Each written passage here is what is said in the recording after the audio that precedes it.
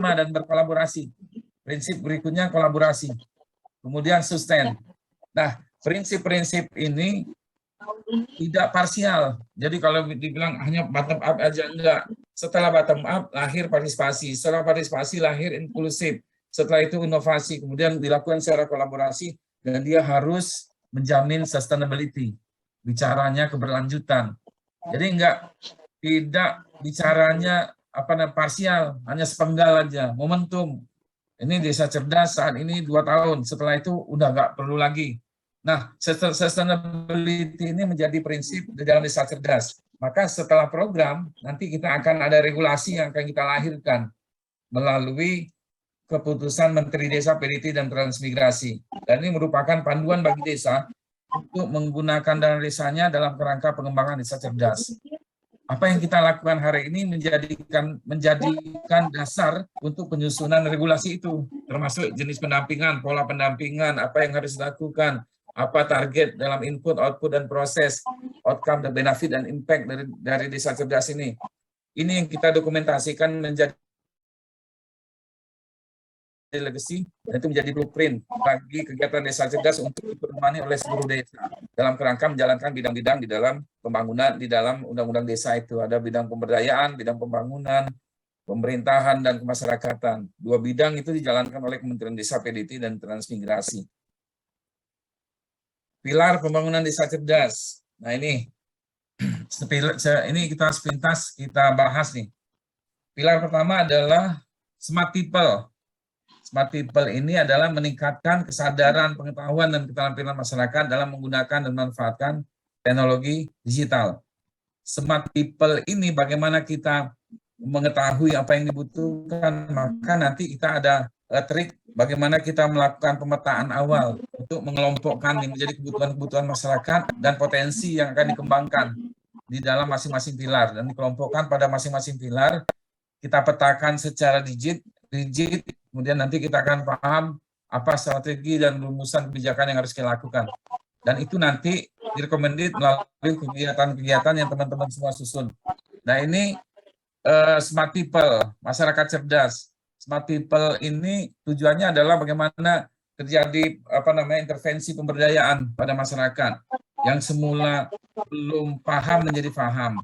Semula paham, lebih paham dengan memanfaatkan digital. Semula hanya memanfaatkan digital, bagaimana memanfaatkan digital itu bisa memberikan kemudahan bagi masyarakatnya. Ini yang harus kita lakukan pada pilar smart people atau masyarakat cerdas. Yang kedua, pilar dalam desa cerdas itu adalah smart economy. Pemanfaatan teknologi untuk menunjang aktivitas perekonomian masyarakat di desa. Nah, smart economy ini seluruh aspek ekonomi sebenarnya kita identifikasi. Kita tahu hari ini kawan-kawan semua, pemanfaatan teknologi digital itu menjadi aspek yang mampu mempercepat kesejahteraan masyarakat secara ekonomi. Coba kita bisa bayangkan, hari ini orang di Papua sudah bisa berjualan secara langsung dengan penduduk kita yang berada di Sumatera. Melalui apa? Teknologi informasi. Melalui aplikasi-aplikasi yang sedang dikembangkan baik oleh pemerintah maupun oleh swasta. Misalkan Sofi dan lain-lain itu dimanfaatkan untuk pengembangan ekonomi. Bagaimana kebutuhannya nanti dipetakan secara baik dalam kerangka untuk meningkatkan kualitas produksinya. Karena kelompoknya ada di smart economy. Yang ketiga adalah pilar yang ada di desa cerdas, smart mobility, yaitu peningkatan sarana infrastruktur digital untuk menunjang mobilitas informasi dan komunikasi yang ada di desa. Yang keempat, smart governance, meningkatkan kualitas pelayanan pemerintah desa dengan memanfaatkan platform digital. Nah, platform ini kebanyakan desa sudah bangun nih. Sudah banyak desa yang berinisiasi dan berinovasi mengembangkan platform smart government dalam rangka meningkatkan layanan pemerintah desanya. Nah, di desa-desa yang kita intervensi pada fase 1, sebagiannya sedang membangun platformnya. Salah satunya di desa yang kemarin viral tuh, yang kalau kita lihat di YouTube ada apa itu ya? Yang kemarin di Blitar tuh, Pesulap Merah ya. Nah itu yang desa yang dia kunjungi, tempat Gus Samsudin itu desa cerdas. Kepala desa yang kemarin viral itu kepala desa yang kreatif dan inovasi. Makanya kita berkewajiban juga untuk meluruskannya, untuk memilah mana yang menjadi segmen untuk dikonsumsi masyarakat, mana yang menjadi segmen yang itu merupakan kinerja pemerintah. Kita nggak ikut campur lah soal itu.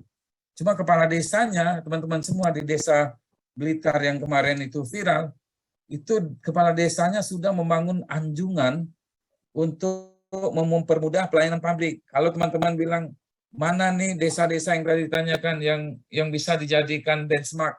Nah, desa yang kemarin di Blitar itu viral, itu bisa dijadikan benchmark untuk peningkatan smart governance. Persoalan yang kemarin yang viral itu di luar kapasitas kita, karena memang kepala desanya bagus, inovasinya bagus, kreativitasnya baik, sehingga desa itu mampu memberikan pelayanan.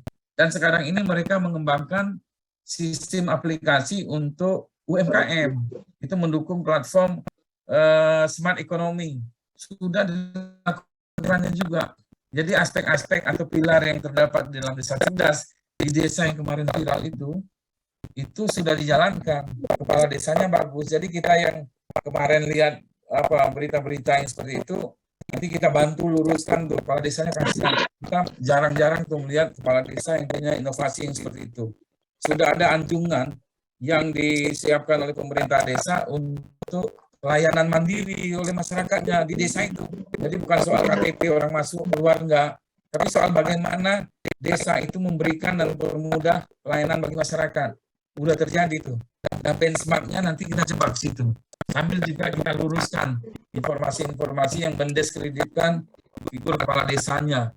Itu kemarin saya lihat juga masih seperti itu juga. Padahal desanya bagus, kepala desanya bagus, pelayanan mereka bagus. Itu yang terjadi di Blitar kemarin. Nah, itu bisa dijadikan benchmarking bagi kita semua. Yang kelima, pemanfaatan teknologi untuk mendorong pengelolaan sumber daya alam desa yang bijak dan berkelanjutan. Ini smart environment, smart lingkungan atau lingkungan cerdas. Ini diarahkan untuk desa yang memanfaatkan lingkungannya secara lestari.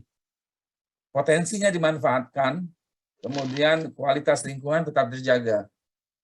Ini kalau lebih spesifik, referensinya itu bagaimana pengelolaan sampah, pemanfaatan limbah sampah sebagai menjadi limbah ekonomi, kemudian proporsi untuk pemanfaatan ruang di desa. Itu sudah ada juga dari desa-desa yang bisa kita jadikan benchmarking untuk desa smart environment atau lingkungan cerdas ini. Yang keenam pilarnya adalah pemanfaatan teknologi untuk memudahkan aktivitas kehidupan masyarakat dalam kehidupan keseharian. Terwujudnya smart living. Smart living ini diarahkan untuk yang menjadi kewenangan desa. Hidup cerdas ini pertama aspek kesehatan atau sektor kesehatan atau bidang kesehatan. Yang kedua, bidang pendidikan yang kewenangan desa. Jadi kita nggak bicara soal bidang pendidikan dan kesehatan supradesa, nggak. Karena itu bukan merupakan target dari desa cerdasnya. Karena yang kita intervensi adalah yang merupakan kewenangan desa. Skala desa pendidikan misalkan itu PAUD, tadi saya sampaikan. Kalau skala desa bidang kesehatan itu posyandu, bagaimana lebih kepada kampanye kesehatan, pemberdayaan bagi masyarakat untuk hidup cerdas, memanfaatkan teknologi informasi, mendapatkan informasi-informasi dalam kerangka merubah cara pandang tentang bagaimana masyarakat bisa mewujudkan hidup sehat dan lain-lain. Yang berikutnya nih gambarnya kalau secara garis besarnya seperti ini. Desa cerdas itu ada 6 pilar. Tadi rinciannya tadi tuh pertama tata kelola cerdas, keterbukaan data, infrastruktur, administrasi dan layanan online. Ini dalam kerangka meningkatkan layanan publik pemerintah desa kepada masyarakatnya. Keterbukaan data itu bagaimana masyarakat bisa mengakses data dengan mudah. Mudah itu bisa melalui aplikasi, bisa mempercepat pemberian layanan publik secara administrasi, bisa pelayanan infrastruktur melalui proses perencanaan.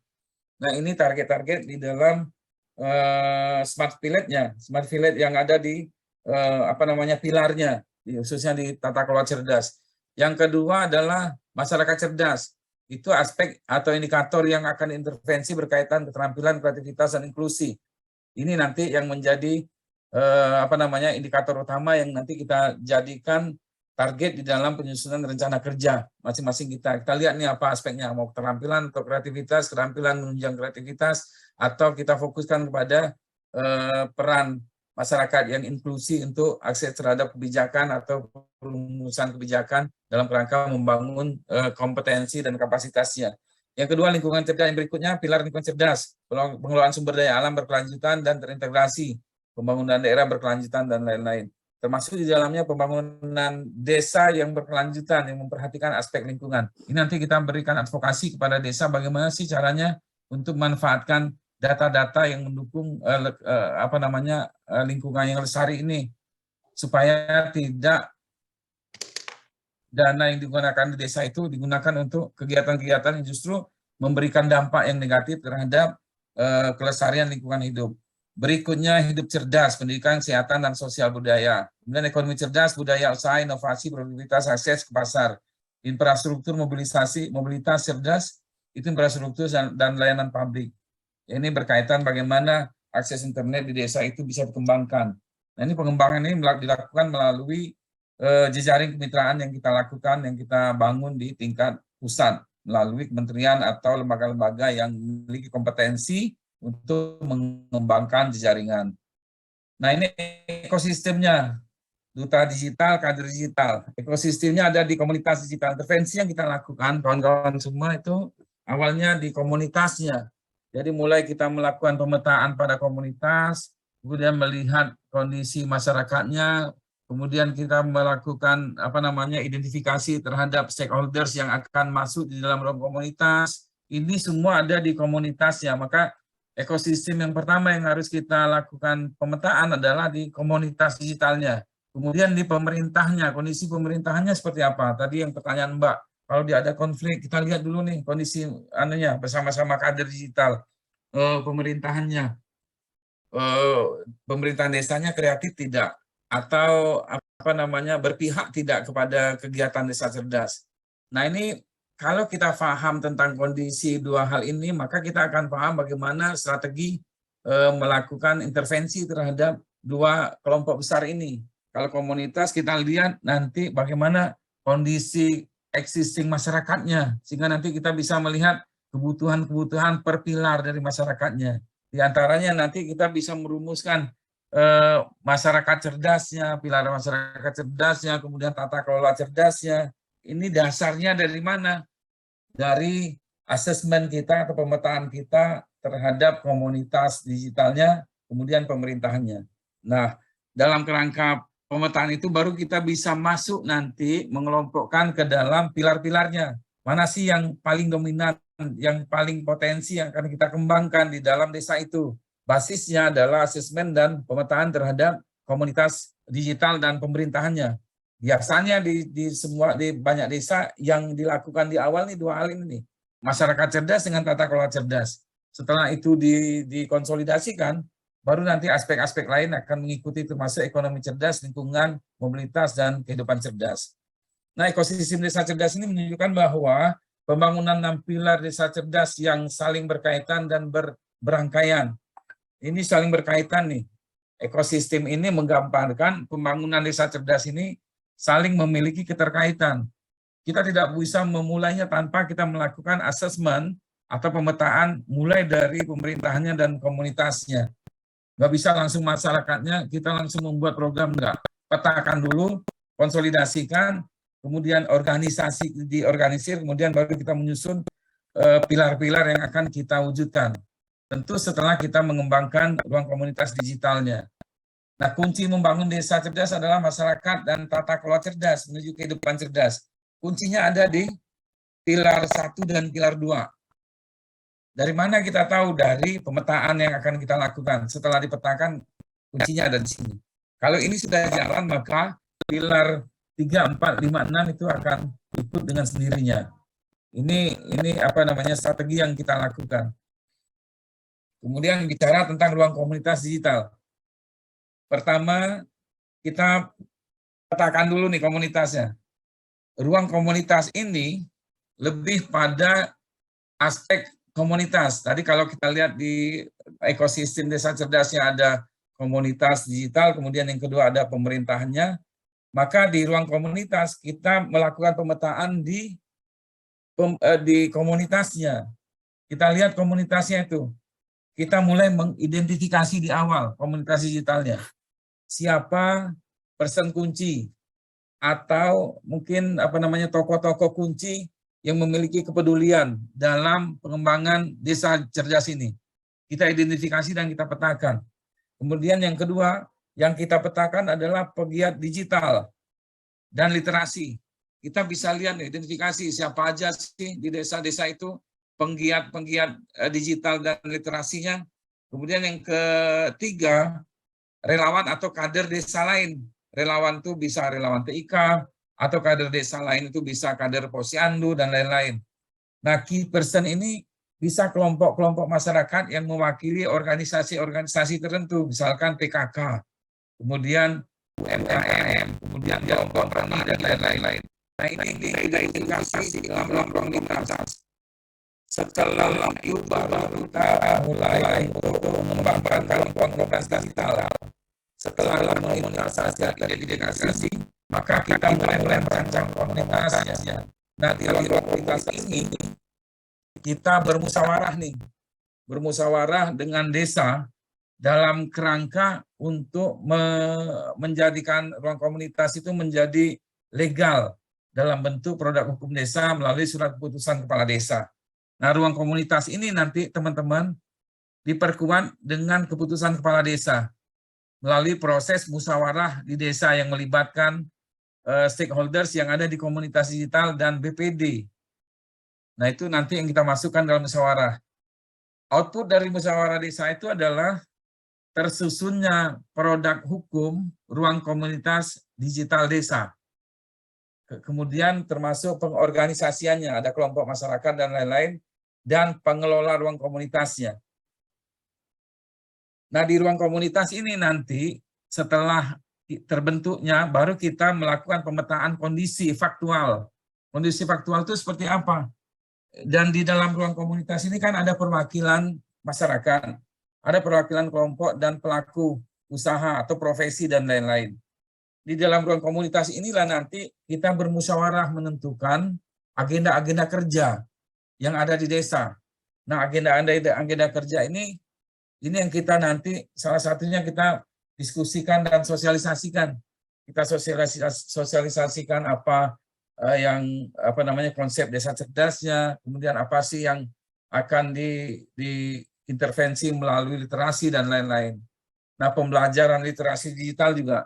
Ini rangkaian dari diskusi pelatihan ini lahir dari rapat kerja yang dilakukan di ruang komunitas digital setelah ruang komunitas digitalnya itu dibentuk melalui surat keputusan kepala desa dan melalui proses musyawarah desa. Nah, targeting kita adalah di ruang komunitas ini melalui aktivitas sosialisasi, pembelajaran literasi digital dan pelatihan, membangun inovasi yang ada di desa. Nanti akan muncul inovasi berpilar tuh, masing-masing desa. Ada inovasi di pilar ekonomi cerdas, nanti ada inovasi di pilar tata kelola, ada inovasi di pilar smart living atau kehidupan cerdas, ada inovasi di pilar smart community atau smart people. Nanti akan bervariasi tuh inovasi yang lahir dari diskusi-diskusi yang dilakukan di ruang komunitas digital yang sudah dibentuk melalui surat keputusan kepala desa dan itu melalui proses musyawarah desa. Nah, ruang komunitas digital ini menjadi wahana bagi komunitas digital untuk peningkatan literasi digital. Seperti yang saya sampaikan di awal tuh. Kemarin juga sudah disampaikan.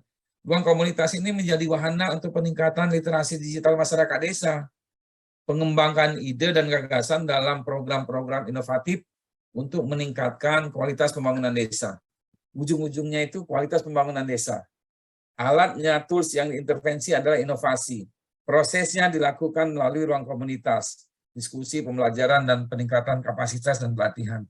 Ini yang akan kita kembangkan melalui desa cerdas ini. Kata kuncinya inovasi, prosesnya diskusi dan ruang komunitas, menyusun rencana kerja, dan lain-lain. Dan ini ujungnya adalah peningkatan kualitas belanja desa melalui alokasi anggaran pembangunan desanya. Kemudian ini tahapan membangun RKD. Pertama, teman-teman, tolong diperhatikan yang ini nih. Duta digital perlu mengidentifikasi key person, tadi yang saya sampaikan. Setelah kita memahami ekosistem desa cerdas, kita spesifik ke komunitasnya, kita identifikasi key person-nya atau tokoh-tokoh kunci di tingkat desa untuk bergabung dan menggerakkan anggota komunitas. Jadi kita nggak langsung ke seluruh komunitasnya, enggak. Siapa sih ketua atau yang disegani di desa itu untuk kelompok-kelompok tertentu, kita identifikasi tuh. Kalau sudah ada, nanti kita kita ajak untuk bergabung di dalam ruang komunitas digital. Nah, kemampuan untuk untuk mempengaruhinya ini menjadi penting juga melalui citra diri tadi nih teman-teman duta. Setelah kita paham posisi kita bisa mempengaruhinya, maka mereka nanti dimasukkan ke dalam ruang komunitas setelah kita lakukan identifikasi di tingkat desa untuk mereka bergabung menggerakkan anggota komunitas digitalnya sebagai pengelola program dan kegiatan di ruang komunitas. Nah, ketika mereka masuk ke dalam ruang komunitas, key person ini dan termasuk anggotanya yang kita sepakati, maka mudah bagi kita untuk melakukan identifikasi persoalan-persoalan atau pemetaan terhadap potensi dan persoalan yang dihadapi oleh masing-masing sektor melalui key person yang terlibat di dalam ruang komunitas digital.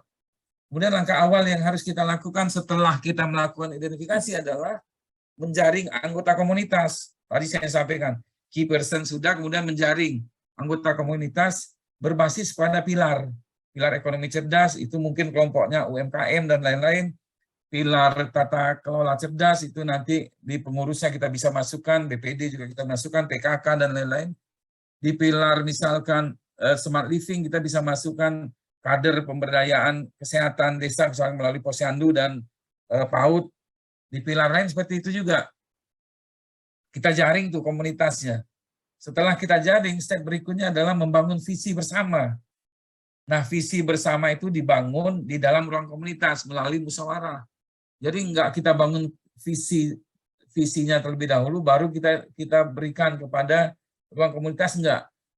Jadi kalau kita lihat di sini, ruang komunitas sudah terbentuk, anggotanya sudah terkonsolidasi, sudah direkrut, maka berikutnya membangun visi bersama. Di sini nih diperlukan kemampuan kita untuk mengkoordinasikan apa yang menjadi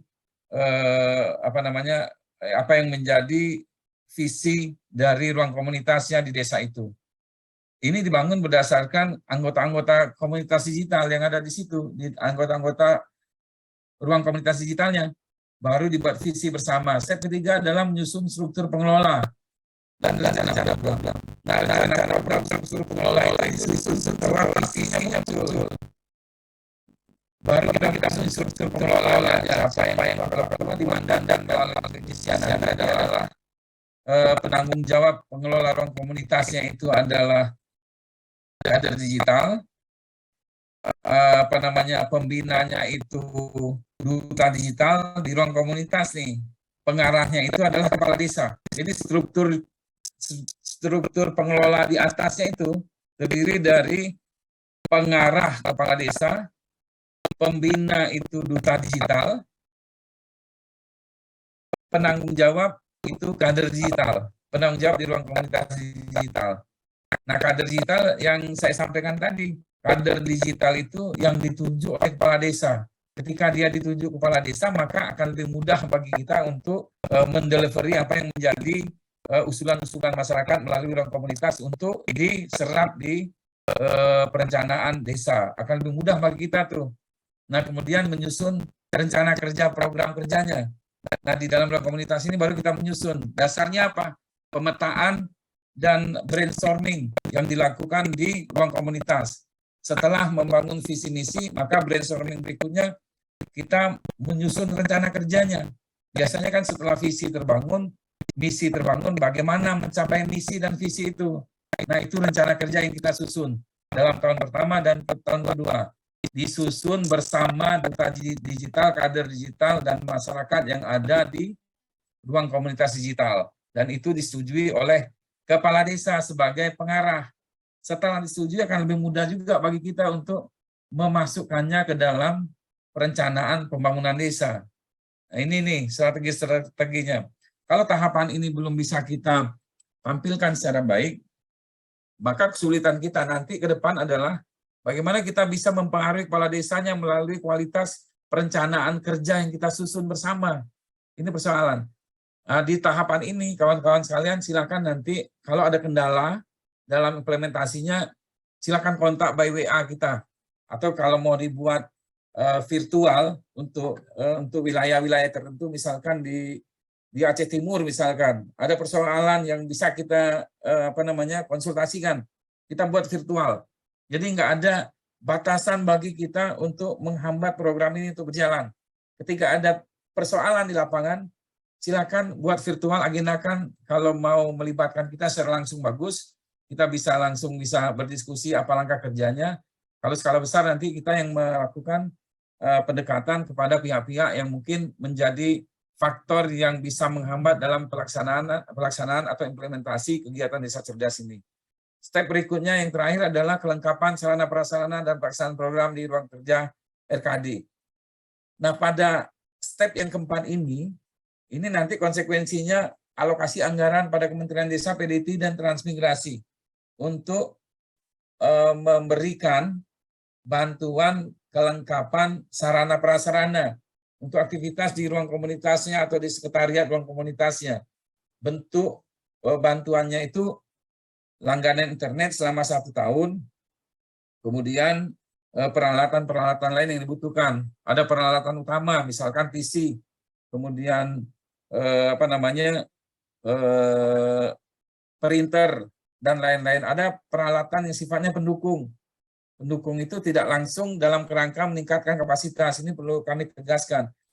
Peralatan yang diberikan bukan alat yang sifatnya mendukung dulu, yang utama dulu. Dalam rangka apa itu disiapkan? Dalam rangka memenuhi kebutuhan peralatan untuk aktivitas peningkatan kapasitas di ruang komunitas. Maka yang diberikan awal yang utama adalah komputer, karena itu berkaitan dengan bagaimana kita bisa memberikan materi melalui pemanfaatan komputer itu. Kemudian misalkan di situ perlu infocus, kalau dananya cukup infocus, kemudian kalau masih bisa juga dimanfaatkan itu untuk printernya, karena ini menjadi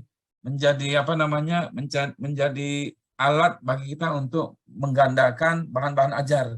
Nah, itu bisa digunakan dana yang akan diberikan untuk memenuhi kebutuhan infrastruktur atau sarana prasarana di ruang komunitas.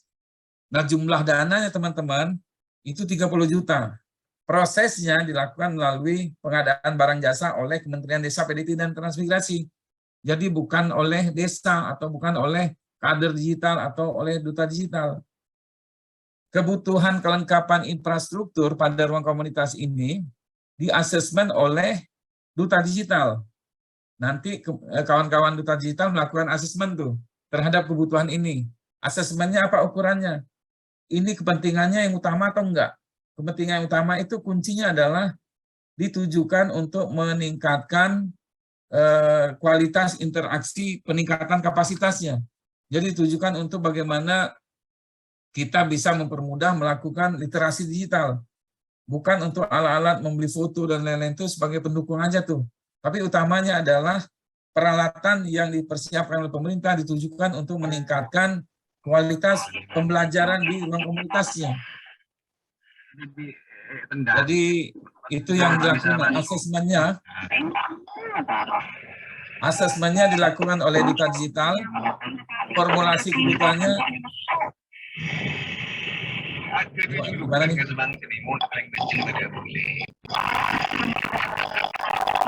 formulasinya ada di komunitas. Kalau bisa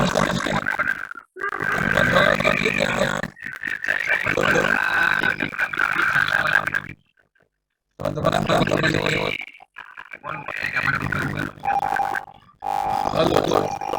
dari Pamekasan, tolong di mute Pak. itu Oke. ini informasi agak penting nih karena ini yang menjadi basis nanti kita di lapangan. Nah, jadi nanti teman-teman duta yang memberikan asesmen untuk kebutuhan infrastruktur pada ruang komunitas. Ruang komunitas itu tadi sudah dijelaskan. Ruang komunitas itu merupakan sekretariat tempat aktivitas ruang komunitasnya. Persoalan bagaimana di mana kita melakukan peningkatan kapasitas itu bisa bisa tidak terpaku pada satu tempat. Bisa dilakukan melalui virtual, bisa dilakukan melalui tempat-tempat yang disiapkan oleh key person misalkan. Kalau kebetulan itu berkaitan dengan kelompok tani, bisa aja tuh peningkatan kapasitasnya dilakukan di ruang pertemuan di kelompok taninya, misalnya gitu tuh.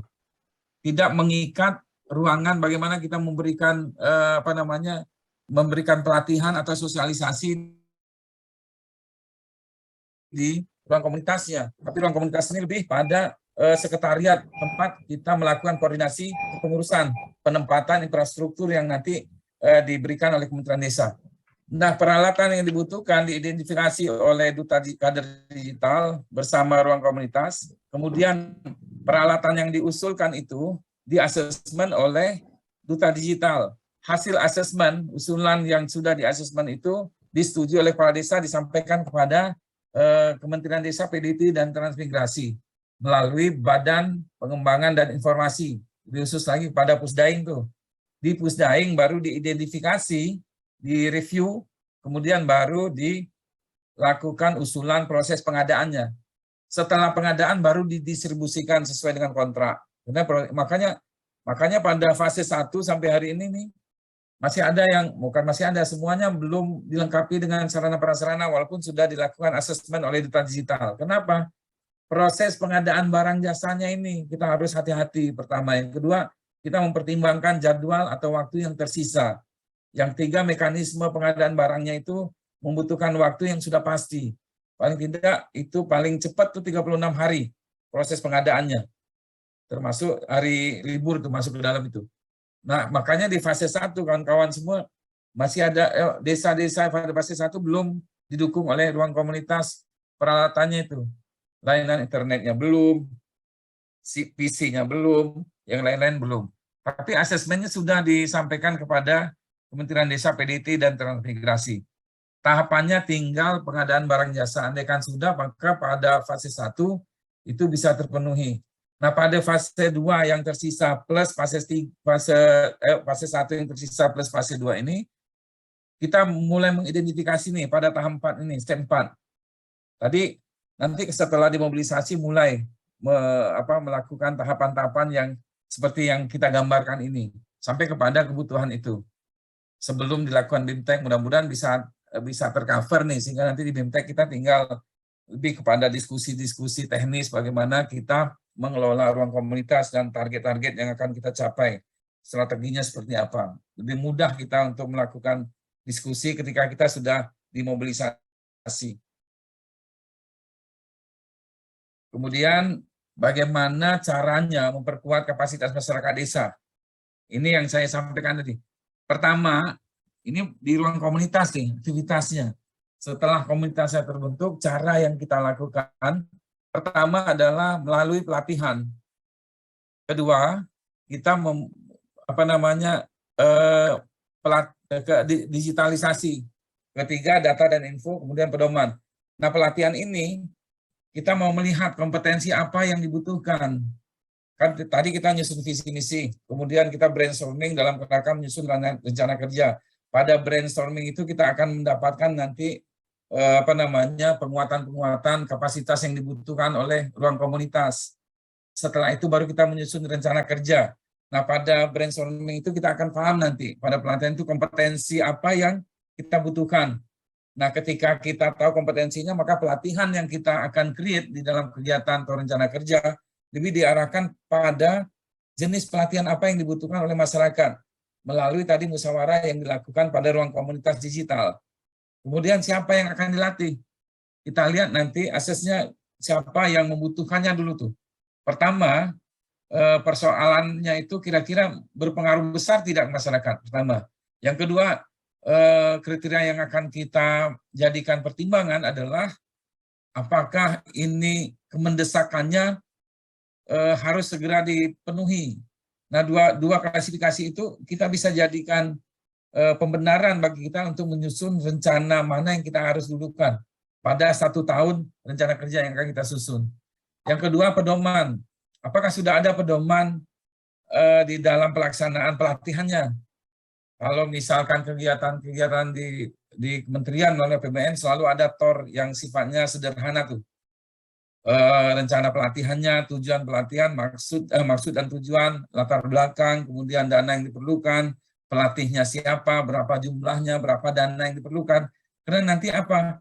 Karena nanti penggunaan dana pada pelatihan ini menggunakan dana yang dipersiapkan oleh Kementerian Desa, PDT, dan Transmigrasi melalui dana operasional. Kalau tadi dana untuk ruang komunitas infrastruktur, kalau yang untuk pelatihan, pemanfaatannya melalui dana operasional nih.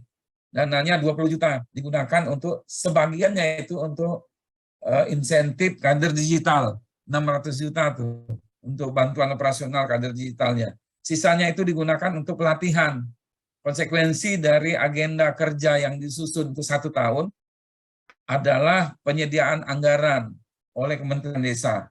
Sudah ada anggarannya termasuk untuk biaya pemeliharaan peralatan yang tadi diadakan oleh Kementerian Desa yang penempatan pemanfaatannya itu diberikan kepada desa dan pemanfaatannya pada ruang komunitas digital.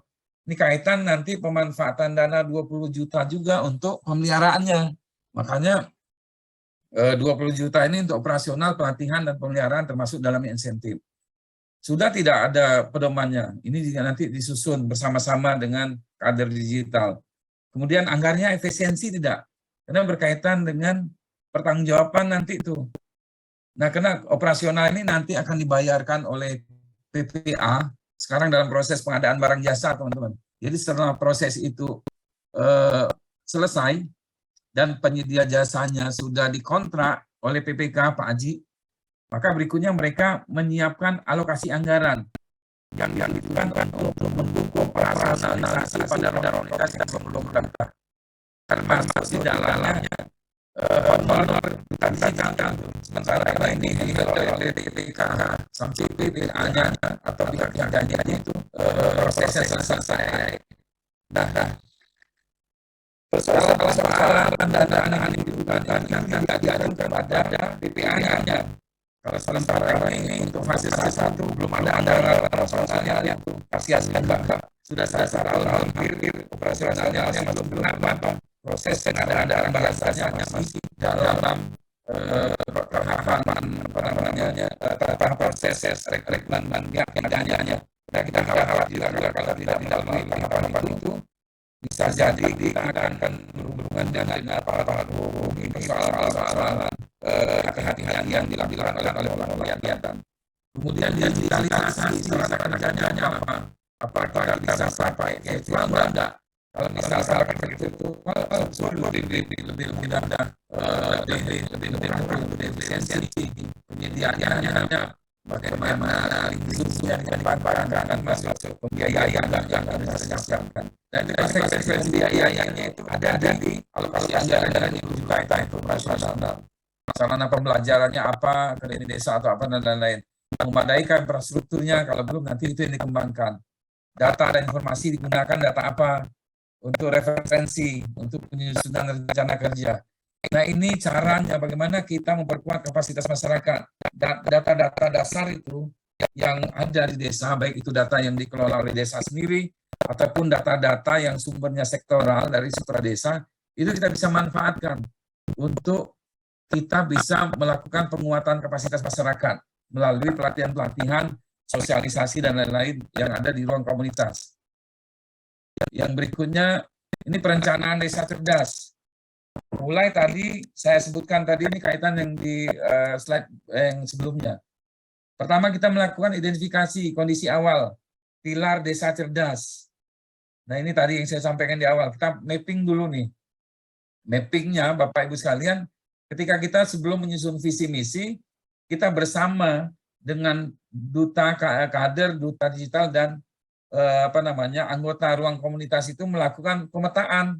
Pemetaan itu dikelompokkan ke dalam pilar-pilar yang ada di desa cerdas. Ini masuk pilar ekonomi, mana aja yang masuk pilar kehidupan cerdas, mana yang masuk ke masyarakat cerdas, mana yang masuk ke tata kelola cerdas.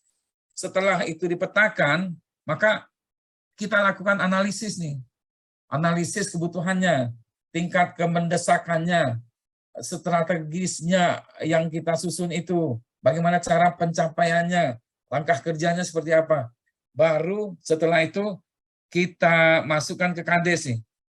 Jadi analisis pertama pemetaan pada ruang komunitas, yang kedua kita gunakan dasar perencanaannya itu supaya bisa sebangun antara rencana kegiatan desa cerdas yang akan dimasukkan kepada APBDes-nya. Kita telah juga data-data yang ada di desa, termasuk di dalamnya dokumen perencanaan. Dokumen perencanaan itu ada RPJMDes, visi misi kepala desa, RPJMDes, RKPdes, kemudian rencana kerja lainnya, kemudian data IDM, data SDGs, dan data-data yang lain yang ada di desa. Baik itu sifatnya pengelolaannya oleh desa maupun supradesa, kabupaten, provinsi, maupun di data-data dari pusat.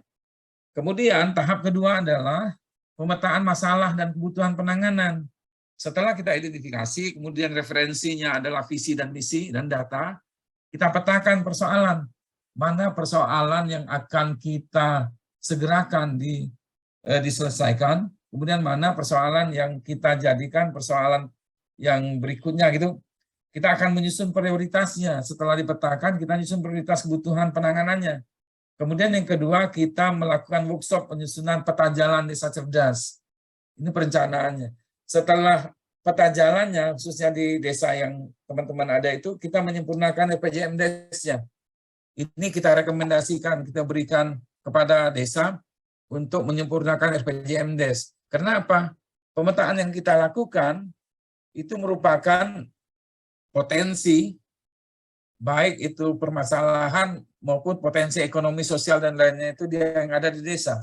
Maka ketika ini kita mampu memetakannya secara baik, ini yang kita akan berikan masukan kepada desanya untuk penyempurnaan RPJMDes.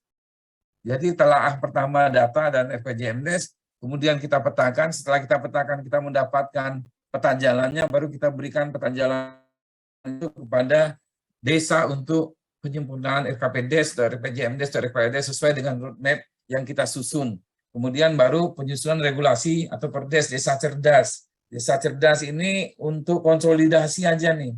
Desa bisa menerbitkan peraturan desa untuk memastikan bahwa di desanya terkonsolidasi kegiatan desa cerdas untuk mewujudkan visi misi dalam RPJMDes-nya. Ini lebih memudahkan desa dalam pencapaian visi misi lah. Itu yang sederhananya seperti itu. Ketika regulasi ini dimunculkan melalui musyawarah desa yang melibatkan stakeholders yang ada di desa, maka ini akan memudahkan pengalokasian anggaran. Maka ini menjadi target juga bagi kita untuk desa bisa menerbitkan regulasi tentang desa cerdas. Nah, mandat untuk penyusunan regulasi ini, kawan-kawan semua, kita akan susun keputusan Menteri Desa, PDT, dan Transmigrasi untuk menerbitkan regulasi pedoman pengembangan desa cerdasnya.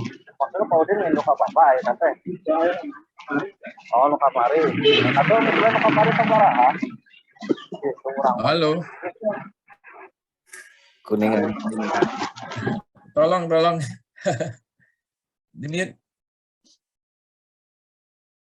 Udah? Nah, berikutnya advokasi smart governance. Nah, ini yang tadi disampaikan oleh Mas Bahak tuh. Bagaimana kita bisa melakukan advokasi kepada pemerintahan desanya untuk mengembangkan smart governance. Karena ini menjadi kunci. Tadi saya jelaskan di slide sebelumnya bahwa ada dua kunci keberhasilan dalam desa cerdas ini. Pertama, masyarakatnya. Kedua, pemerintahnya. Baru setelah ini mampu kita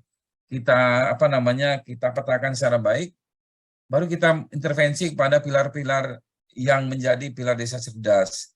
Nah, advokasi smart governance ini menjadi penting, karena ini menjadi kunci semua.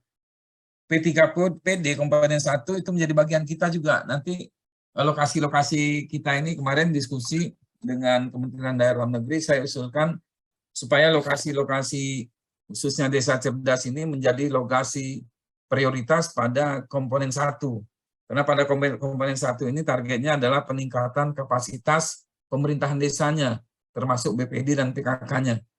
Jadi pemerintahan desa mulai kepala desa, perangkat desa, kemudian BPD, itu peningkatan kapasitasnya dilakukan melalui komponen 1 Kementerian Dalam Negeri.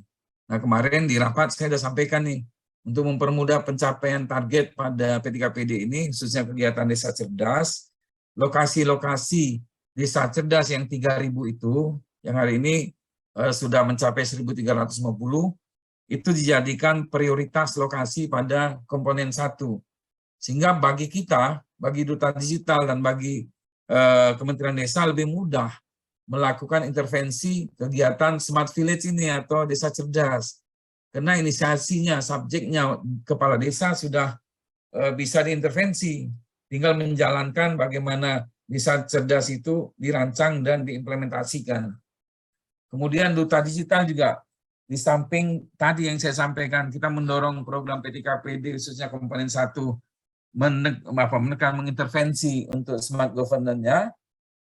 Duta Digital juga mengintervensi melalui kemampuan untuk mempengaruhi perangkat desanya untuk melaksanakan pilar yang pertama ini, smart governance ini. Supaya apa?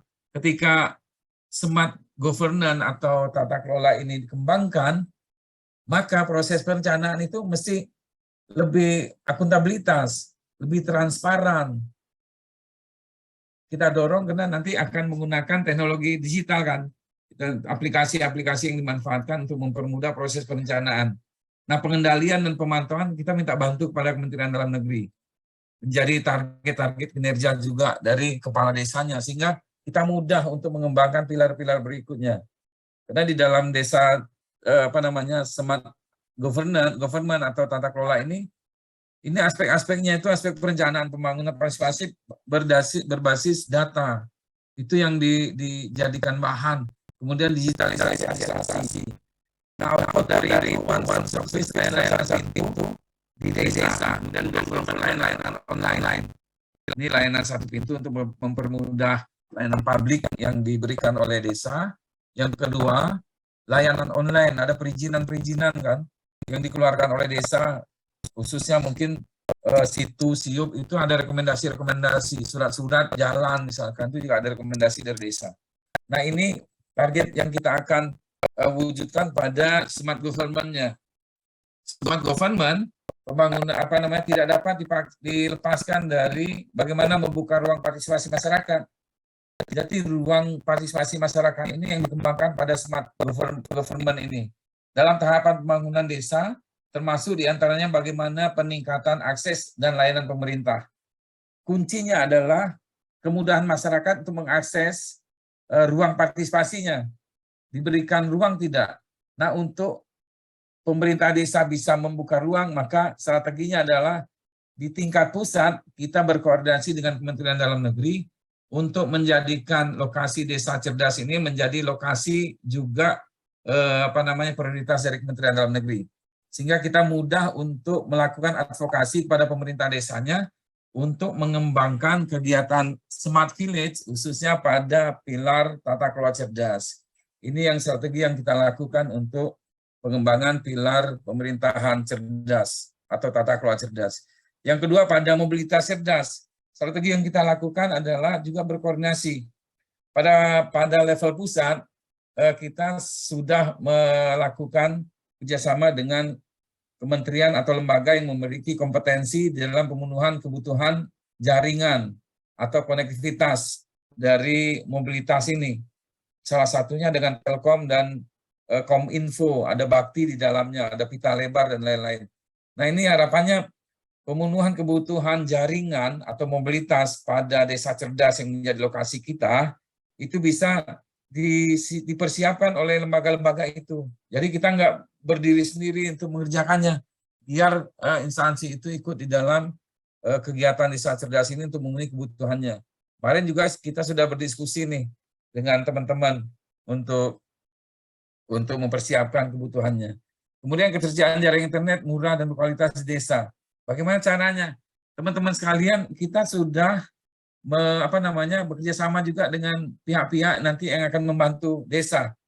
Di banyak desa, di Banjarnegara misalnya, mereka dengan inovasinya membuka unit usaha di BUMDes untuk layanan internet, pengembangan jaringan dengan vendor-vendor, tentu menggunakan dana yang ada di desa, tidak hanya dana desa CSR mungkin juga dia gunakan atau dana-dana lain. Paling tidak desa melalui unit usaha BUMDes pengelola jaringan itu mendapatkan income walaupun ada investasi yang dipersiapkan melalui dana desanya. Tapi berikutnya ketersediaan jaringan itu bisa dipersiapkan oleh desa melalui BUMDes. Berikutnya lagi mereka akan mendapatkan income tuh dari jaringan yang dikelola oleh BUMDes. Mereka akan mendapatkan income untuk dijadikan modal lagi dalam pelaksanaan pembangunan di desa. Sebagian sesuai dengan kesepakatan di desa, sebagian keuntungan pengelolaan internet itu diberikan kepada BUMDes, sebagian diberikan kepada desa. Ini sumber-sumber keuangan yang bisa dilakukan, dan itu bisa dilakukan mandiri oleh desa. Nah, kebutuhan-kebutuhan jaringan itu bisa dipersiapkan secara mandiri oleh desa, bisa dilakukan melalui kerjasama yang dipersiapkan oleh Kementerian Desa, PDT, dan Transmigrasi, yaitu dengan Kominfo maupun dengan Telkom. Kemudian transportasi cerdas, kemudian ketersediaan sarana jaringan transportasi yang memadai di desa. Ini pemetaan pada mobilitas cerdas ini berkaitan dengan bagaimana desa nanti mampu memberikan akses terhadap kebutuhan-kebutuhan jaringan internet maupun infrastruktur lainnya, termasuk transportasi yang memadai di desa. Basisnya apa? Ya tadi pemetaan. Makanya dalam desa cerdas ini target kita yang menjadi kinerja utamanya adalah peningkatan kualitas belanja desa. Kenapa? Basisnya adalah asesmen dan pemetaan. Artinya apa? Yang diformulasikan dalam kebijakan pembangunan di desa cerdas lahir dari partisipasi dan bottom up. Lahir dari bawah dan itu lahir dari partisipasi masyarakat. Ini untuk perwujudan dari smart mobility. Ujungnya adalah, kinerjanya adalah akses cerdas. Bagaimana akses terhadap smart mobility ini bisa disiapkan oleh desa, baik melalui desa ataupun melalui jejaring kemitraan yang dikembangkan oleh Kementerian Desa, PDT, dan Transmigrasi. Ketersediaan akses, konektivitas, dan mobilitas warga dengan pemanfaatan teknologi menjadi salah satu faktor pendukung pengembangan perekonomian dan peningkatan kualitas hidup di desa. Jadi ini menjadi faktor pendukung nih. Kalau nggak ada internet, nggak bisa nih smart village ini kita kembangkan. Maka kalau kita lihat dari awal rekrutmen awalnya, desa-desa yang kita jadikan lokasi intervensi adalah desa-desa yang telah memenuhi kebutuhan jaringannya. Internetnya sudah ada, syaratnya itu dulu tuh. Kedua, listriknya sudah memenuhi kebutuhan desa.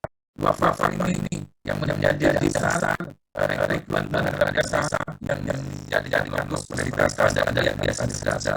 Kalau di desa itu awalnya ada yang mengatakan tidak akan pilih kenapa ini lokasi lain nih. Kalau nanti bisa berkreasi untuk manfaat dan potensinya untuk mengelola sendiri jaringan internet melalui desanya. Ini yang lakukan melalui desa cerdas. Nah, berikutnya lingkup smart lingkungan. Ini siklusnya, teman-teman. Situasi lingkungan dan sarana kebersihan. Ini kalau bicara pengelolaan sampah nih, ini bisa saja nanti pada smart lingkungan atau smart environment ini kita mengembangkan aplikasi untuk deteksi awal bencana di banyak desa nih di Jawa Barat, khususnya kemarin kita ke situ, ada desa yang mengembangkan mitigasi bencana. Jadi sinyal sinyal pemberitahuan terhadap akan terjadi yang bencana itu sudah dikembangkan teknologinya, sehingga ini bisa memitigasi terjadinya bencana. Itu aspek lain tuh pada pengelolaan lingkungan. Ada juga aspek pengelolaan terkait dengan bagaimana sampah itu dikelola. Nah, pada sampling pengelolaan lingkungan cerdas ini kita mengelola sampah. Jadi bukan target, ini menjadi referensi. Bisa kita mengelola sampah menjadi siklus seperti ini, seperti digambar ini, mulai dari pengelolaan sampah atau bank sampah di tingkat desanya, kemudian pengendalian pencemaran lingkungan dan energi terbarukan, sistem konservasi air, penghijauan dan konservasi lingkungan satwa dan lain-lain, sanitasi lingkungan dan sarana prasarana. Nah, siklus pengelolaan lingkungan ini menjadi salah satu pendukung dari pilar lingkungan cerdasnya. Isu lingkungan hidup menjadi salah satu hal prasyarat penting yang menjadi perhatian dalam pembangunan desa cerdas. Pemanfaatan energi terbarukan dan penggunaan teknologi untuk konservasi lingkungan membuka ruang munculnya beragam inovasi di desa. Nah, kondisi lingkungan yang ada di desa ini, khususnya desa cerdas juga teman-teman bisa petakan, sehingga kita akan bisa memberikan rekomendasi dan inovasi apa yang menjadi rumusan kebijakan yang harus dilakukan oleh desa melalui pengelolaan desa cerdasnya. Apakah ini pada pengelolaan sampahnya atau pencemaran lingkungan energi terbarukan. Ini hasil dari ini nih, pemetaan terhadap aspek-aspek atau tahapan yang ada pada siklus ini menjadi input pada perumusan kebijakan pembangunan di desa. Termasuk juga di dalamnya kita menjadi input di dalam penyusunan perencanaan di ruang komunitasnya. Karena pada tahap awal ini kita menggunakan dana operasional untuk pelatihan-pelatihan. Misalkan pengelolaan sampah atau bank sampah. Siapa sih pelaku-pelakunya atau NGO kah atau siapa, itu nanti menjadi mitra kita yang akan kita jadikan narasumber di dalam pelatihan pengelolaan sampah. Makanya tadi pada tahap pemetaan itu kita akan membaginya, ini pelatihan atau sosialisasi. Kalau peningkatan kapasitas dalam bidang tertentu bisa pelatihan. Pada pengetahuan yang lebih umum bisa sosialisasi. Yang penting kita mampu melakukan pemetaan terhadap kondisi yang ada di desa sesuai dengan pilarnya. Kemudian smart ekonomi. Contoh smart ekonomi di ekonomi cerdas bidang pertanian. Smart farming. Nah, di smart ekonomi teman-teman kita bisa lakukan lebih spesifik lagi nih smart ekonomi. Misalkan di smart ekonomi, kalau potensinya kita petakan ternyata wisata, maka kita fokuskan tuh bagaimana tata kelola wisata desa itu bisa diorganisir melalui pemanfaatan teknologi informasi. Nah, kalau ini contohnya pemanfaatkan teknologi digital untuk kegiatan pertanian, maka di sini ada smart farming. Smart farming ini bagian dari ekonomi smart atau ekonomi cerdas atau smart ekonomi.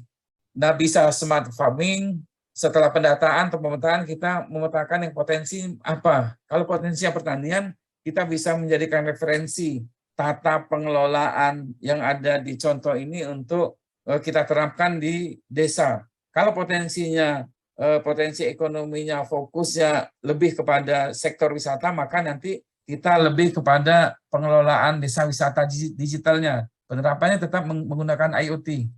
Kalau misalkan potensinya potensi budaya misalkan, yang itu bisa mendukung sektor ekonominya, maka nanti kita lebih bagaimana mengkonsolidasikan potensi itu sebagai salah satu elemen untuk mendukung pilar yang ada di desa cerdas. Dalam hal ini adalah pilar ekonomi. Nah, pada gambar ini kita melihat bahwa pemanfaatan IoT ini bisa digunakan untuk merumuskan smart farming-nya. Penerapan IoT untuk precision agriculture, kemudian smart distribution, semua kita menggunakan teknologi digital. Sampai nanti bagaimana kita memanfaatkan e-commerce di dalam memasarkan produk-produk yang dihasilkan melalui smart farming atau hasil pertanian. Revolusi pertanian dan berbasis teknologi dan pertanian presisi diharapkan mampu menjawab permasalahan sektor pertanian di desa, membantu meningkatkan kualitas produksi dan efektivitas pemasaran dan penanganan pasca panen. Nah, persoalan pertanian kita itu kan, distribusi, rantai distribusinya, kemudian produksi, kemudian pasar. Produksi berkaitan dengan teknologi dan sumber daya manusia. Distribusi berkaitan bagaimana mendelivery produknya. Pasar bagaimana kita bisa mengakses pasar. Nah, dan ini bisa kita konsolidasikan melalui pengembangan smart farming, pengembangan aplikasi pemanfaatan IoT sebagai instrumen untuk mengintervensi pengelolaan komoditi pertanian yang ada di pilar ekonomi ini. Selanjutnya kita masuk ke smart society atau masyarakat cerdas.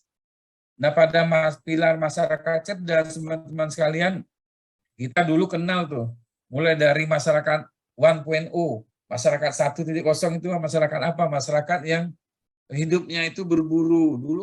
Dulu perkembangannya seperti itu. Masyarakat yang 1.0 itu masyarakat yang berburu. Kemudian berkembang ke masyarakat society 2.0, masyarakat pertanian, agraris. Dulu kan kita mengklaim negara Indonesia ini menjadi negara agraris. Nah, pada tahapan negara agraris itu, maka kita berada pada masyarakat, pada society 2.0. Nah, kemudian beralih nih perkembangan masyarakat pada masyarakat industri 3.0.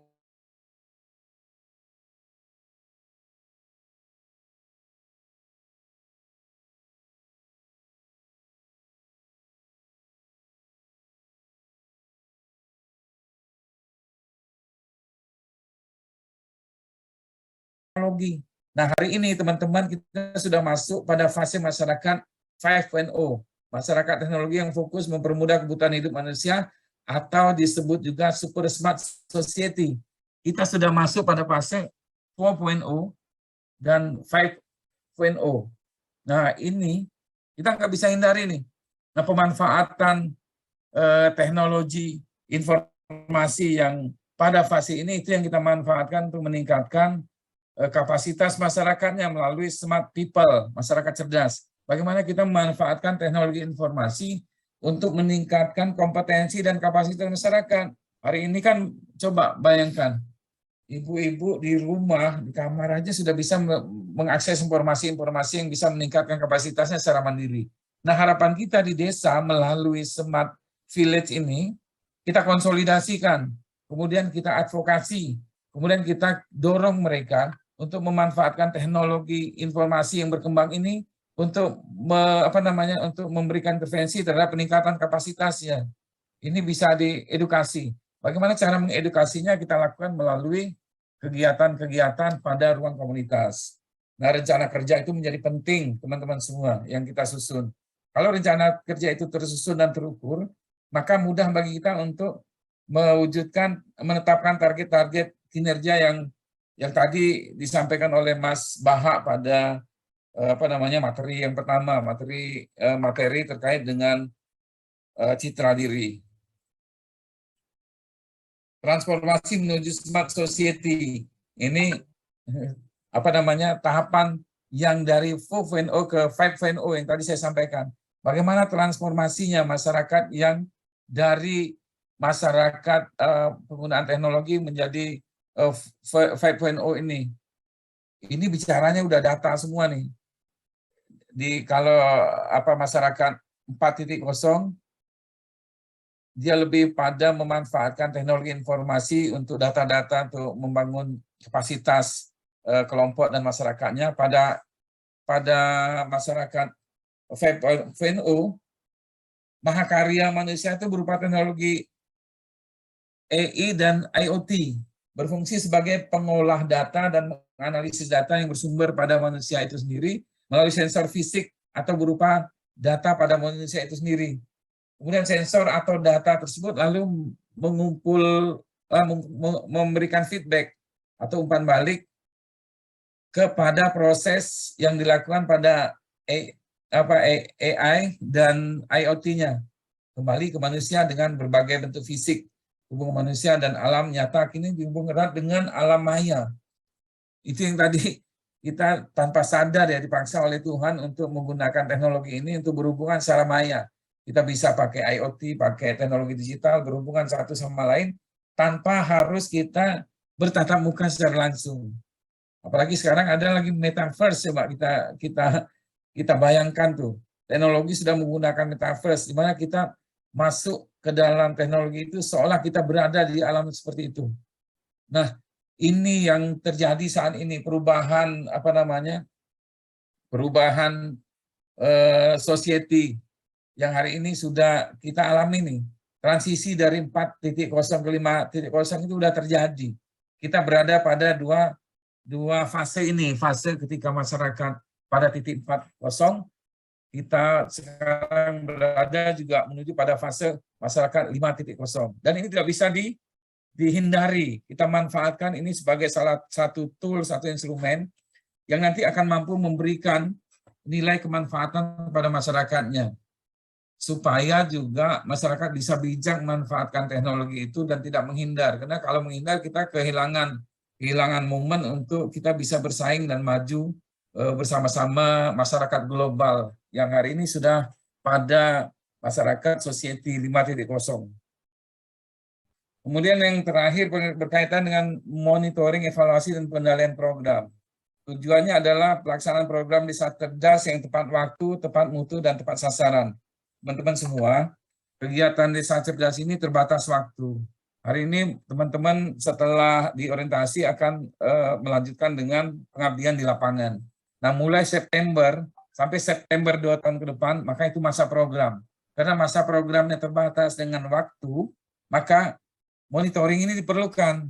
Supaya apa? Supaya program desa cerdas ini selesai tepat waktu, mutunya juga tepat sesuai dengan yang kita rencanakan, kemudian sasaran juga tepat sesuai yang juga sudah kita rancang bersama. Nah, yang kedua, tujuan dari monitoring dan pengendalian atau evaluasi ini adalah kontrol perencanaan, tahapan, dan pembiayaan program. Karena nanti di dalam kegiatan desa cerdas ini ada dana, baik itu dana yang disiapkan oleh pemerintah melalui Kementerian Desa, PDT, dan Transmigrasi, juga ada dana nanti kalau kita mampu nanti mengembangkan kerjasama dengan pemerintah kabupaten dan provinsi dan bahkan jejaring kemitraan, maka akan ada potensi pendanaan yang akan mendukung kegiatan desa cerdas. Baik itu sumber dana dari kabupaten, provinsi maupun dari pihak-pihak lain yang akan kita konsolidasikan untuk mendukung pelaksanaan kegiatan desa cerdas. Yang kedua, yang berikutnya adalah sebagai pedoman kendali bagi pelaku program dalam pelaksanaan dan evaluasi kegiatan. Nah, keluaran dari kegiatan monitoring evaluasi ini adalah program terlaksana dengan kontrol waktu, kualitas, dan sasaran. Bagaimana kita mengontrol ini adalah tergantung dari bagaimana kita menyusun rencana kerjanya. Nah, rencana kerja yang berkualitas tadi tergantung dari bagaimana kita bisa mampu memetakan potensi dan persoalan yang ada di masyarakat berbasis pada 6 pilar desa cerdas. Ini rangkaiannya itu nggak bisa diputus. Mulai dari pemetaan, kemudian rencana, kemudian penetapan target, kemudian bagaimana mencapai target, kemudian bagaimana itu bisa dilaksanakan sesuai dengan waktu yang ditetapkan. Ini menjadi target-target kita bersama. Dan ini keluaran monitoring evaluasi yang akan kita lakukan pada kegiatan desa cerdas ini. Nah, kemudian keluaran yang kedua, pelaksanaan tahapan program kendali secara efektif dan efisien. Dengan monitoring kita bisa mengendalikan kegiatan cerdas secara efektif dan efisien. Khusus pada dan mengendalikan program kendali desa yang dilaksanakan oleh teman-teman desa digital dan pada ruang komunitas. Maka target-target yang disusun di ruang komunitas pada desa itu menjadi instrumen pengendali yang akan dijadikan pedoman oleh duta digital untuk melakukan pemantauan dan pengendalian, monitoring dan evaluasi terhadap pelaksanaan rancangan kerja yang telah disusun dan pelaksanaannya. Kemudian yang ketiga, pelaku memiliki pedoman dalam pelaksanaan tahapan dan evaluasi kegiatan, termasuk desanya, termasuk ruang komunitasnya, termasuk kader digitalnya.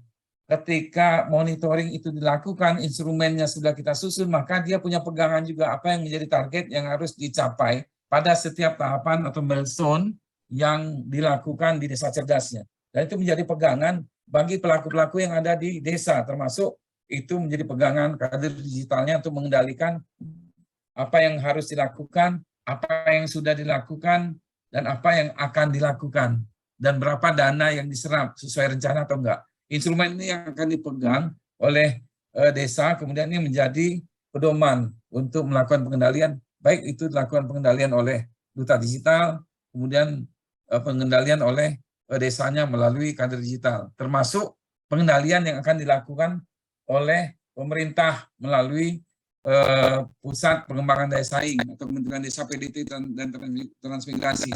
Apa yang disusun pada masing-masing desa oleh kader. Ini menjadi referensi instrumen pengendalian nanti yang dilakukan juga oleh Kementerian Desa PDT dan Transmigrasi. Aspek pengendalian program. Program dilakukan melalui beberapa aspek. Pengendalian program ini dilakukan melalui beberapa aspek. Aspek waktu, aspek objek, dan aspek subjek. Kalau aspek waktu, tadi yang saya sampaikan bahwa kita ini terbatas waktu.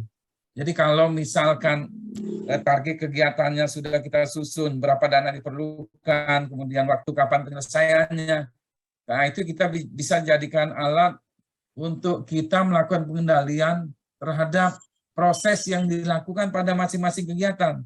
Kalau pas waktunya kita harus melakukan tahapan tertentu ternyata masih belum, maka duta digital dan bahkan Kementerian Desa melalui Pusdain bisa melakukan intervensi atau mengingatkan bahwa ini waktunya harusnya sudah sampai kayak gini nih.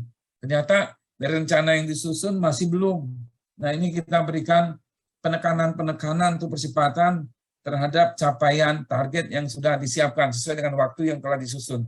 Kemudian aspek objek melalui pengendalian administrasi yang dilakukan di bidang administrasi maupun aspek bersifat operatif yang dilakukan di bidang operasional.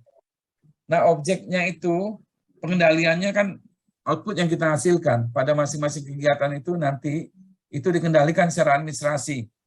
Objek yang dihasilkan itu termasuk di dalamnya secara operasionalnya, pendanaan apa yang diperlukan, siapa yang terlibat di situ. Itu untuk mengendalikan secara aspek objek. Memudahkan kita untuk mengendalikan pelaksanaan kegiatan pada masing-masing desa yang menjadi target kita. Kemudian yang ketiga aspek subjek. Melalui pengendalian internal, pengendalian ditujukan pada pelaku fungsi-fungsi internal maupun eksternal program yang ditujukan pada pelaku program melalui serangkaian asesmen. Nah ini nanti lebih kepada bagaimana subjek itu melaksanakan kegiatan. Dilakukan melalui proses internal maupun eksternal, pengendalian eksternal terhadap fungsi-fungsi internal yang dijalankan oleh subjek itu. Ini fungsi aspek-aspek yang akan kita kendalikan ini menjadi pegangan kita semua dan juga ini menjadi instrumen supaya kita lebih lebih memiliki ukuran di dalam pelaksanaan kegiatan dari sisi waktu, dari sisi objek maupun dari sisi subjek siapa yang menjalankan kegiatan itu. Kemudian gambaran monitoring evaluasi. Mulai dari sosialisasi itu kita melakukan pemantauan teman-teman semua. Pemantauan yang dilakukan sosialisasi itu apa yang sudah kita lakukan, kemudian prosesnya seperti apa. Ini nanti di breakdown pada kegiatan-kegiatan yang sifatnya lebih teknis. Sosialisasi ini teknisnya seperti apa kita lakukan. Siapa yang terlibat di dalam kegiatan sosialisasi. Itu nanti kita susun instrumennya. Kemudian bagaimana caranya. Kemudian siapa narasumbernya, di mana dilakukan dan kapan waktunya. Nah ini nanti disusun secara teknis kegiatan sosialisasi yang kita lakukan. Nah timeline yang disusun itu yang dijadikan instrumen untuk dilakukan pengendalian oleh duta digital pada ruang komunitas. Ini diakumulasi nanti ini. Kemudian monitoring terhadap komitmen persiapan. Mulai dari ruang komunitas, dukungan profesional, kader digital. Udah ada enggak itu pada tahapan persiapan itu? Kader digitalnya ada enggak? Pada fase 1 dan 2 yang kita orientasi ini, desa digitalnya sudah ada kader tuh. Sudah ada SK-nya. Ruang komunitasnya indikasinya ada dukungan dari kepala desa, cuman belum dibentuk. Nah, tahapan bagaimana membentuknya tadi saya sudah jelaskan. Kemudian dukungan operasional. Dukungan operasional itu bisa melalui dana APBDes, anggaran yang berasal dari desa, dan penyediaan anggaran yang sudah disiapkan oleh Kementerian Desa melalui dana operasional untuk kegiatan pada ruang komunitas. Itu masuk pada tahap persiapan. Kemudian pada tahap perencanaan, itu juga kita bisa lihat instrumen-instrumennya. Duta digital bisa lihat instrumen pada tahap persiapannya atau perencanaannya. Mulai dari SK Kades, kemudian ada perdes atau enggak. Kalau desa digital di desa cerdas di desa itu ada perdesnya, itu lebih mudah kita melakukan penyusunan perencanaannya. Kalau belum, nanti kita advokasi desanya untuk menjadikan desa cerdas ini menjadi visi dari desanya dalam kerangka pencapaian visi misi kepala desa dan pencapaian target kinerja pada RPJM desa. Kemudian kita melakukan review terhadap desanya. Pada tahapan perencanaan ini, sudah nggak kita lakukan review terhadap itu? Nah, ini menjadi instrumen yang akan kita kendalikan oleh duta dan kader pada kegiatan-kegiatan yang akan dilakukan di desa cerdas. Perencanaan program desa dalam RKPD itu juga menjadi referensi yang akan kita lakukan pengendalian untuk penyusunan rencana kerjanya. Pada tahap penganggaran desa cerdas, maka yang menjadi aspek yang akan kita monitoring adalah bagaimana penganggaran program desa cerdas dalam RAPBDes. Ada atau enggak anggarannya? Kalau enggak ada, bagaimana ini kita advokasi desanya untuk bisa menyiapkan anggaran. Andaikan dia sudah ada perdes, teman-teman, mudah bagi kita untuk mengajukan alokasi anggaran. Kalau tidak ada, tahapan berikutnya ini yang kita akan targetkan. Desa sudah ada peraturan desa atau SKKDes berkaitan dengan program atau kegiatan desa cerdas di desanya. Kemudian monitoring yang dilakukan pada aspek penganggarannya adalah pembiayaan program desa dalam APBD kabupaten dan kemitraan. Nah, ini kita lihat nanti. Target-target ini juga menjadi output dari kita semua nih. Tidak hanya bicara bagaimana desa cerdas ini diwujudkan oleh duta digital di skala desanya yang menjadi target pembinaan pada duta digital, tapi juga bagaimana juga pemerintah pusat bisa mengkonsolidasikan dan mengorganisir potensi pembiayaan itu. Karena ini bicara APBD kabupaten dan bahkan potensinya bisa pemanfaatan APBD provinsi. Dan itu perlu dukungan dari kementerian untuk melakukan advokasi. Baik dilakukan melalui sosialisasi, rapat kerja nasional maupun workshop tingkat nasional untuk memberikan pemahaman bagaimana manfaat desa cerdas dan konsep desa cerdas yang seniscayanya sudah bisa didukung melalui program-program dan kebijakan kabupaten dan provinsi. Isoma, Pak. Ya. Isoma. Sedikit lagi, Mas. Udah habis nih. Kemudian output outcome ya. Nah, ini juga menjadi target kita yang akan kita kendalikan. Saya kira ini pas Isoma ya. Saya kira ini ya, Mas Bah, teman-teman sekalian, sambil kita menunggu waktu pada jam 1, kami persilakan kalau ada yang mau didiskusikan. Karena nanti kita coba kita detailkan langkah kerjanya supaya nanti kita di lapangan tidak gampang nih. Nanti begitu turun di lapangan kita bingung apa yang harus kita lakukan. Ini kesempatan kita untuk berdiskusi. Dan tadi saya dan Mas Bahak sudah berikan nomor juga ya Mas Bahak. Nomor WA. Sampun ya. Tinggal nanti teman-teman silakan masukkan kita ke dalam grupnya. Baik mungkin grup apa sih? Grup per daerah atau grup secara skala nasionalnya Mas. Kan WA grup Duta Digital yang 223 ini. Nanti kalau teman-teman menganggap penting untuk memasukkan kita ke dalam grup per daerah, silakan aja biar kita bisa diskusi lebih teknis di skala-skala yang lebih kecil ya Mas ya. Siap Pak Muklis. Teman-teman kalau di kelas yang lain itu sudah Isoma Pak Muklis. Ini kan tinggal satu materi lagi kita, yakni tahapan implementasinya, jadi lebih teknis sebenarnya materi yang ketiga ini. Saya tawarkan ke teman-teman, kalau misalnya ada pertanyaan mungkin ditulis aja, nanti kita satukan di sesi terakhir. Boleh, karena teman-teman belum sholat ya? Belum sholat. Makannya sendiri-sendiri ya teman-teman ya? Ya, makan online. Siap. Oke, berarti kita sepakati teman-teman, paling lama 20 menit lah, nggak usah lama-lama ya. Sholat sama makan insya Allah selesai lah. Ini mestinya memang